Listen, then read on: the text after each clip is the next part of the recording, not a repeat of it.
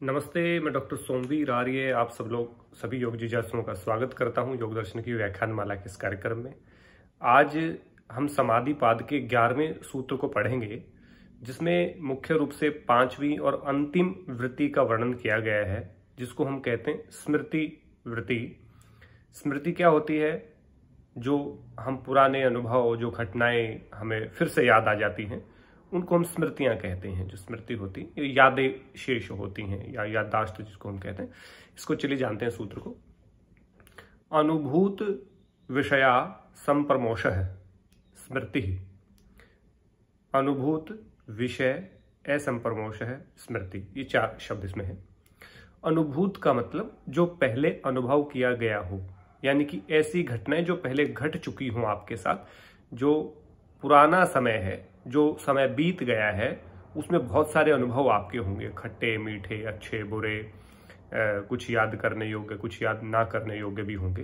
तो उन घटनाओं को कहते हैं अनुभव, जो है ना, जो पहले जिन घटनाओं से हमने अनुभव ले लिया, एक्सपीरियंस ले लिया।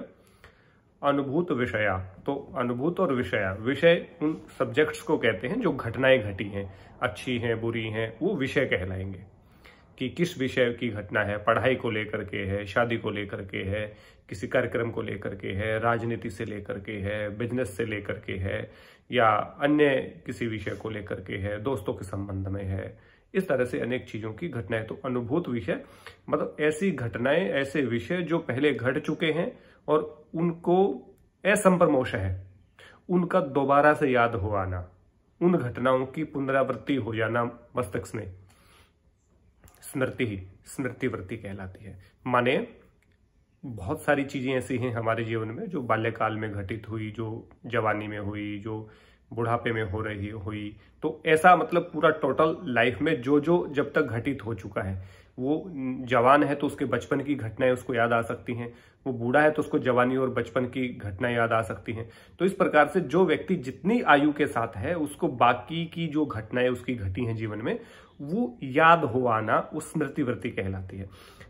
अनुभव क्या होता है? जो पहले आपने एक्सपीरियंस कर लिया है जिसका, तो उसमें खट्टे और मीठे, मैंने कहा था, सुख दुख के, अच्छे बुरे सारे अनुभव होते हैं। तो क्लिष्ट और अक्लिष्ट को पहचानना बड़ा आसान है। जिन घटनाओं को याद करके हमें दुख होता है, तकलीफ होती है, कष्ट होता है, मन दुखी हो जाता है, वो स्मृति वृत्ति का क्लिष्ट रूप है। और जिन घटनाओं को, जिन विषयों को याद करके हमें अच्छा लगता है, सुख मिलता है, आनंद आता है और हम उल्लास से भर जाते हैं, तो वो जो स्मृति वृत्ति है वो अक्लिष्ट है, यानी सुख को देने वाली है।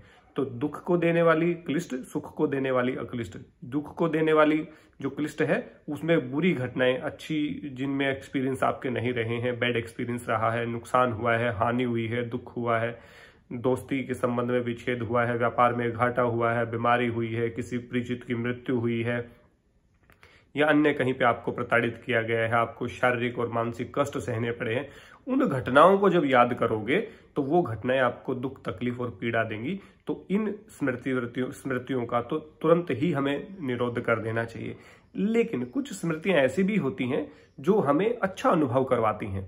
जैसे हमें किसी गुरु का बोला वाक्य अच्छा लगे, जैसे कोई प्रत्यक्ष वृत्ति थी, प्रत्यक्ष थी, अनुमान थी, आगम थी, और जिससे हमें बहुत कुछ सीखने को मिला और आगे भी जीवन में आगे बढ़ने का हमें उससे सहारा मिल रहा है। तो ऐसी वृत्तियों को साधना काल में कुछ समय तक उनका सहयोग ले सकते हैं, अंत में उनका भी निरोध करना पड़ेगा।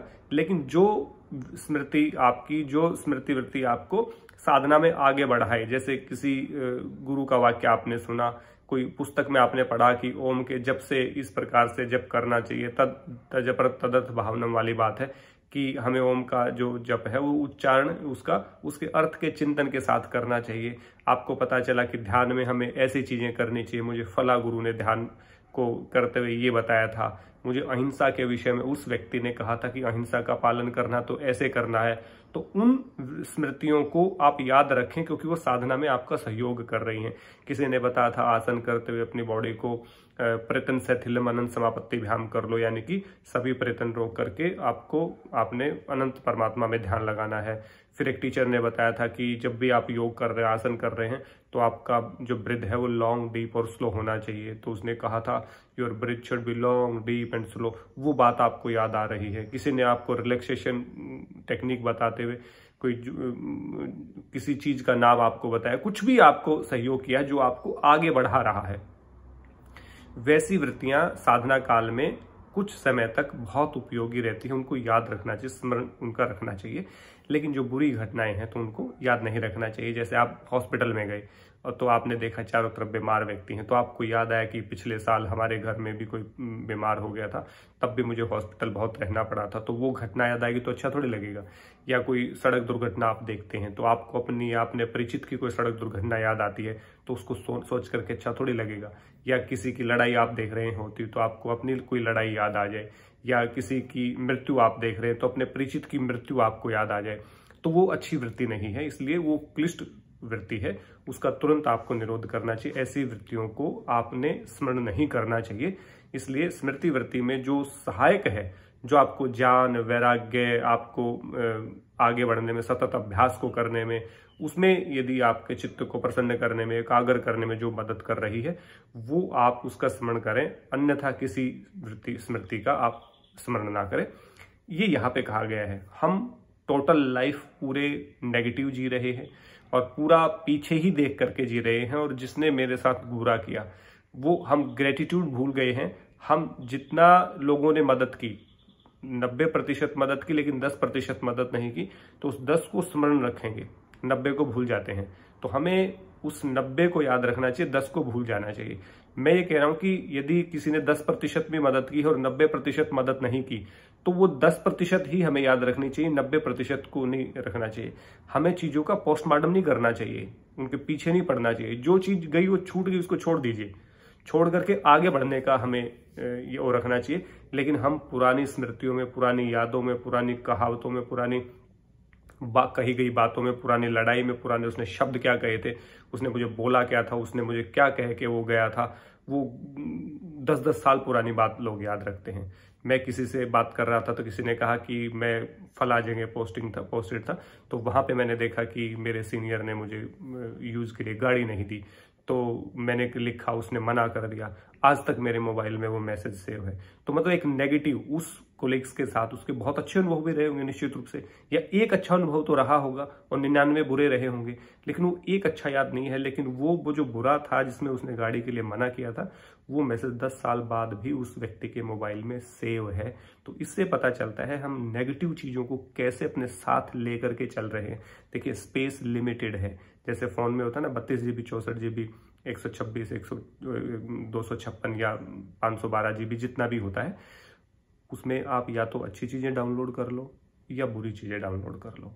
स्पेस लिमिटेड है।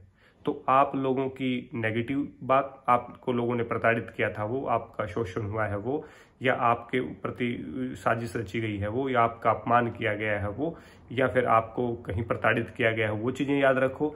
या फिर आपका जिसने सहयोग किया है, बोलने से सहयोग किया है, खाने से सहयोग किया है, पैसों से सहयोग किया है, किताबों से सहयोग किया है, कपड़ों से सहयोग किया है, मार्गदर्शन दे करके सहयोग किया है, उन तमाम चीजों को आप याद रख सकते हैं। मेमोरी लिमिटेड है, ध्यान रखें इस बात का। आप चाहें तो वो 90% नेगेटिव रख सकते हैं, चाहे तो 10-10 करके 10 लोगों की पॉजिटिव बातें आप रख सकते हैं। वो आपको आगे बढ़ने में मदद करेगी और आपको लगेगा कि आप ग्रेटफुल हैं।